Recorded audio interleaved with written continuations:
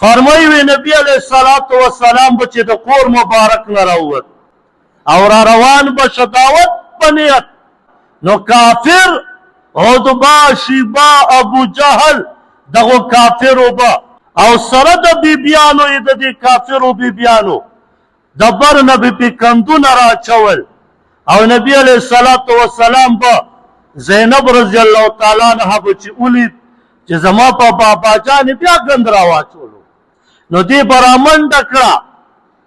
او نبي علیه الصلاة والسلام د وجود مبارک نه به دغو کپړو نه به هغه ګند هغه به یې صفا کړه او ورته عرض به یې کو باباجانه څه تکلیف خو دله نشته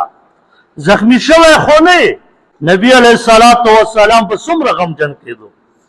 هسې د زینب رضی الله تعالی عنه به څومره غمجنه کېده چې کاش چې زما یو مشر لور وی او زما د پلار ملای مضبوطه کړې وي نبی علیه الصلاة والسلام به ورته فرمایل بچی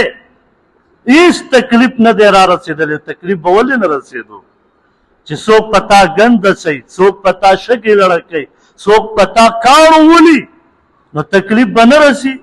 نبی علیه السلام به بیا هم خپلې بچی ته فرمایل بچی ماله تکلیف نه دی را رسېدلی زه نه یم خوږ شوی نبی علیه الصلاة والسلام ته پته وه که زه چرې وم چې او بچی دا زیغ مې زخمي شوی وجود مې خوږېږي نو زما لور به خفه شي د 10 12 کالو عمر کې به زما لور خفه شي غم به وله رسي